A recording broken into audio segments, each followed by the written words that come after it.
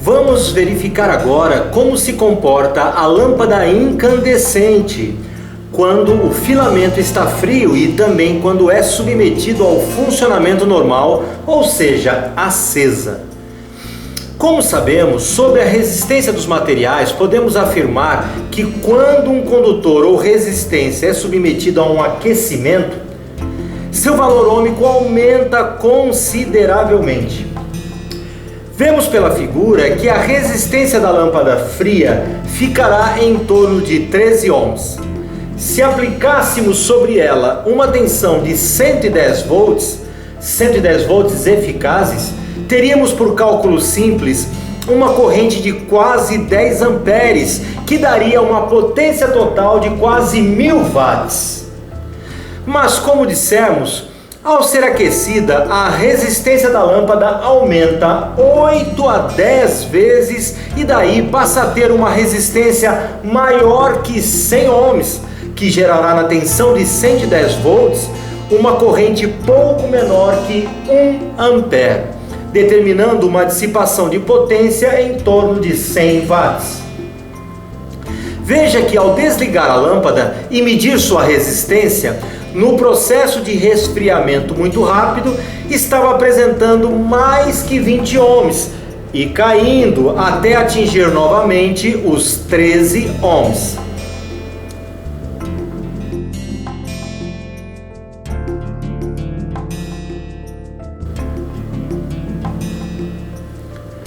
Quando ligamos qualquer equipamento à lâmpada em série, por cerca de 2 segundos haverá um intenso acendimento provocado pela carga dos capacitores eletrolíticos. Sendo que, após esse tempo, a lâmpada adquire um pequeno brilho, desde que utilizemos a potência da lâmpada em 3 ou mais vezes em relação à potência ou consumo do equipamento em teste. Veja que a imagem mostra o amplificador conectado apenas a potência de 7 watts da lâmpada monitor, o que deixa com aquecimento pouco acima do normal. O ideal neste caso é colocar a potência da lâmpada em 40 watts, o que diminuirá o brilho da lâmpada monitor, ficando com leve acendimento neste monitoramento.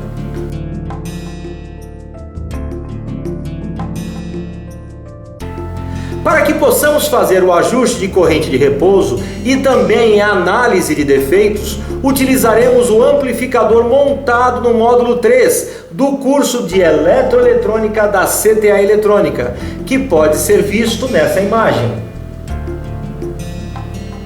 Veja que a compreensão do que será dito adiante dependerá de sua capacidade técnica de assimilação. Caso tenha dificuldades de entender o que está sendo explanado, sugerimos buscar informações nos módulos 2 ou 1, inseridos no curso de Eletroeletrônica da Escola CTA Eletrônica, fazendo os treinamentos presenciais ou à distância. Caso você seja autodidata, poderá recorrer aos materiais didáticos disponíveis na loja cta.com.br, como apostilas, kits ou blocos de exercícios. Então, vamos lá! Este é um amplificador com aproximadamente 20 watts de potência, com uma fonte de alimentação que utiliza 4 diodos e um transformador de 30 volts AC, ou ainda um transformador com 15 mais 15 com center tap, que resultará em cerca de 40 volts de tensão contínua. Temos nesse amplificador 2 transistores de saída formado pelos transistores Q1 e Q2. Esses transistores são montados em dissipador de calor. Os transistores excitadores para a saída são Q3 e Q5, que por sua vez formam o par casado NPN-PNP. O transistor Q4 trabalha no controle de corrente para os transistores de saída, onde podemos notar que a polarização de base é feita pela combinação do resistor R11 e o trimpote RV4. A amplificação final de tensão é feita pelo transistor Q6, que atua na malha de baixo do amplificador, sendo que a malha de cima possui uma compensação de polarização feita a partir da carga de C4.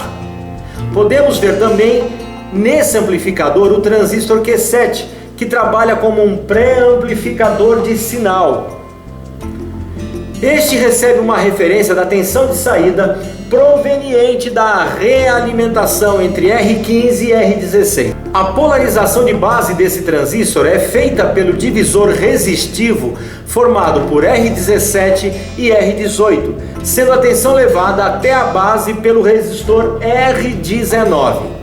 Finalmente, o sinal de áudio entrará via lado de cima do potenciômetro RV3, sendo o sinal proveniente do cursor deste potenciômetro, acoplado ao pré-amplificador via capacitor C17. Para que o sinal chegue ao alto-falante, a tensão média de saída em torno de 20 volts deverá ser desacoplada pelo capacitor C3. Uma amostra da tensão que está sobre o alto-falante será realimentada para a malha de controle de tom, mais especificamente graves e agudos. A complementação da realimentação se dará via C15 até o emissor do transistor Q7.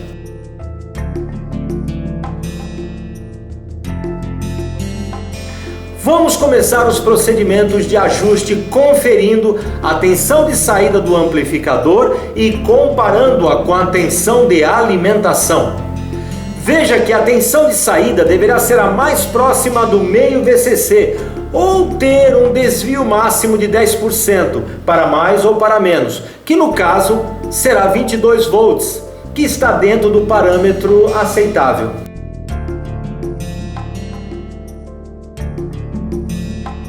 Após, com uma chave de fenda, vamos fazer um ajuste no trimpote RV4, que ajusta a corrente de repouso que passa pelos transistores de saída. Veja que o ideal será manipular esse trimpote virando de um lado ou ao outro, até perceber o início do maior acendimento da lâmpada, e daí recuar até o ponto do início de maior acendimento.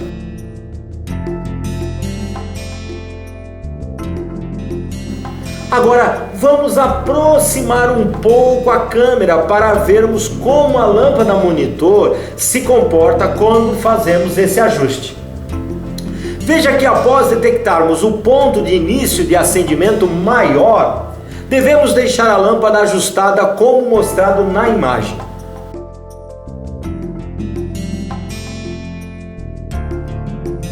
Veja que agora vamos medir a tensão da fonte e ajustar simultaneamente a corrente de repouso, onde podemos ver que os 40 volts acabam caindo para menos da metade.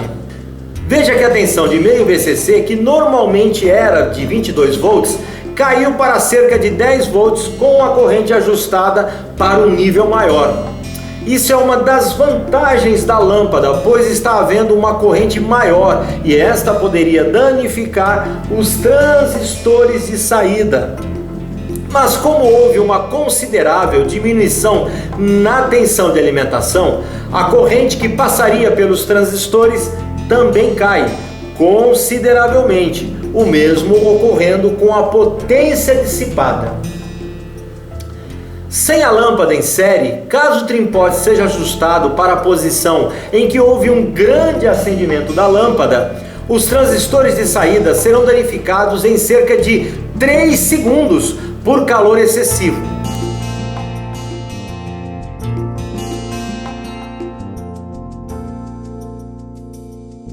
Podemos também fazer ajuste da corrente de repouso baseando-nos nas quedas de tensões de resistores de baixo valor que estão em série com os transistores de saída de som.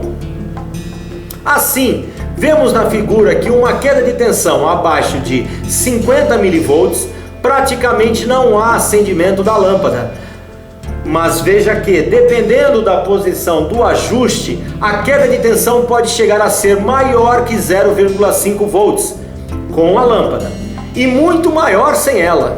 Tomar cuidado para que o ajuste não seja feito somente com a lâmpada monitor de 7 watts, que dará uma falsa impressão de que o consumo do amplificador aumentou consideravelmente. Nessa imagem, mostramos detalhadamente o trim-pot que permite o ajuste da corrente de repouso.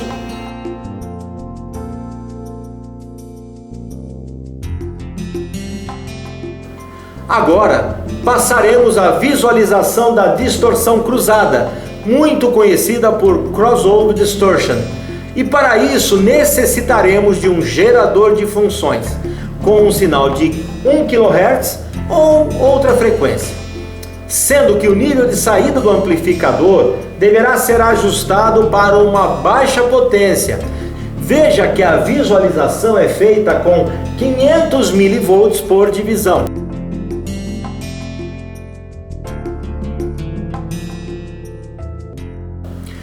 Para que possamos visualizar melhor a distorção cruzada, vamos aplicar um curto entre coletor e emissor do transistor Q4, que colocará unidas as bases dos transistores Q3 e Q5, deixando esses dois completamente cortados.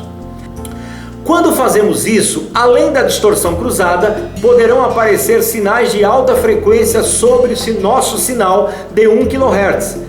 Veja que um pouco antes da interferência em alta frequência, podemos ver uma pequena ondulação, antes e depois dessa interferência. Ao retirarmos o curto colocado, tanto a distorção como a interferência desaparecem. Vemos o que ocorre quando colocamos o curto entre coletor e emissor de Q4 e também quando o retiramos.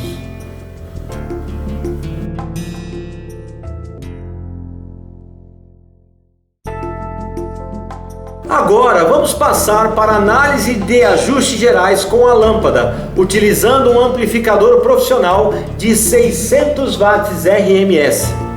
Como podemos ver pela imagem, temos 4 transistores de potência na saída de som, tendo fonte simétrica de mais ou menos 40 volts, sendo que a tensão de saída para o alto-falante deverá ser de 0 volts, o que permite a eliminação do capacitor de acoplamento que foi utilizado no amplificador anterior, permitindo que este amplificador possa trabalhar a partir de 20 Hz.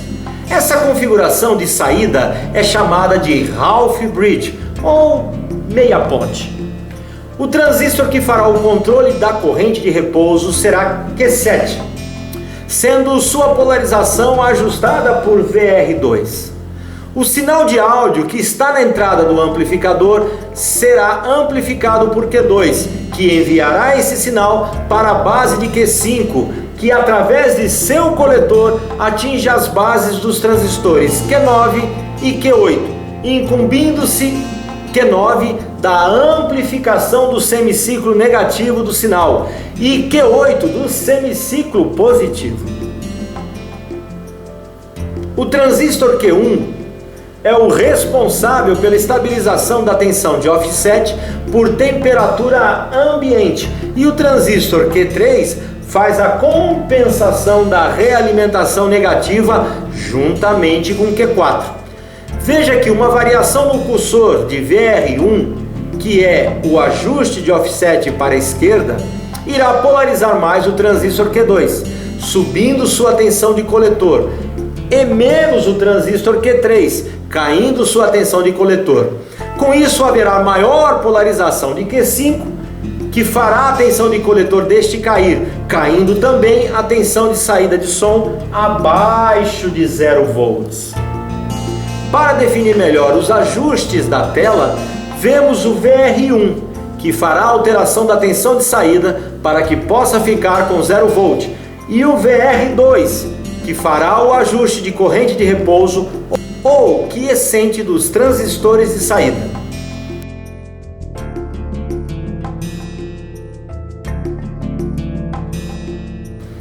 Com esta breve explanação sobre as funções dos transistores, vamos aos ajustes de corrente de saída e tensão de offset. Coloque seu multímetro na escala de 2 volts ou 2000 milivolts, posicionando a ponta vermelha na saída de ligação para as caixas ou alto-falante, com o borne vermelho, e a ponta preta no terra do amplificador, como mostra a imagem. Localize o VR1 no esquema e circuito real. Faça o ajuste de offset de forma a obter no multímetro a menor leitura possível de tensão, ou que fique entre 1 e 5 milivolts, positivos ou negativos. Veja que o ajuste mostrado ficou em menos 2 milivolts, que está normal.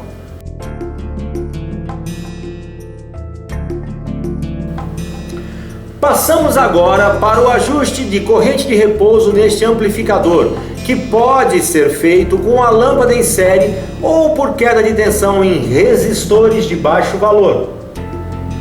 Localize no esquema o ajuste VR2, que produzirá maior ou menor polarização para Q7.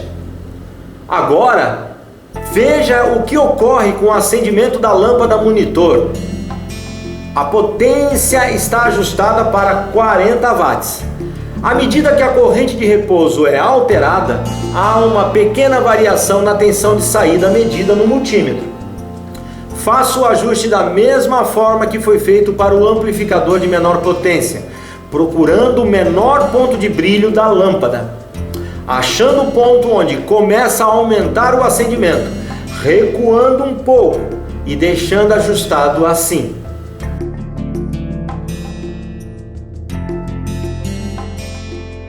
Quando ligamos o osciloscópio na saída do amplificador, que é a ligação para o alto-falante, vemos uma pequena distorção que destacamos em vermelho. Veja que essa distorção pode ser vista bem detalhadamente no osciloscópio. Alterando agora a frequência do sinal para 4 kHz, vemos ainda melhor a distorção. Podemos fazer a variação da corrente de repouso e notar a distorção aumentando e diminuindo.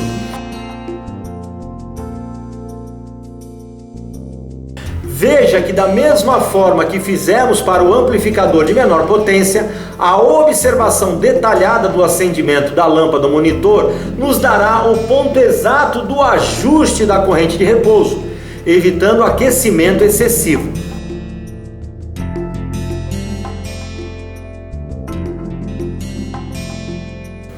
Podemos fazer o ajuste da corrente de repouso observando a queda de tensão sobre os resistores de baixo valor do circuito, que estão em série com os transistores de saída de potência. Desta forma, deveremos posicionar o multímetro sobre o resistor de baixo valor. Mas notar que devemos ter a informação de fábrica, pois sem isso fica difícil saber qual seria a corrente de repouso correta, a menos que se faça isso com o auxílio da lâmpada em série. Há de se notar também que esses resistores, em que há uma pequena queda de tensão, não terão a mesma queda exata, pois para que isso ocorresse, os ganhos dos transistores deveriam ser exatamente os mesmos, o que não ocorre na prática. Mas é fundamental que, após feita uma reparação ou ajuste da corrente de repouso, se confira as tensões de queda sobre esses resistores, que deverão ser bem próximas. Caso haja muita variação entre elas, há a possibilidade de fugas em algum transistor ou mesmo os valores dos resistores terem alterado, onde há a maior queda. Assim, terminamos a visualização de ajuste da tensão de offset e também da corrente de repouso, onde pudemos constatar que a lâmpada é muito importante nesses casos. No próximo vídeo veremos defeitos que somente podem ser analisados tecnicamente com a lâmpada em série. Até lá!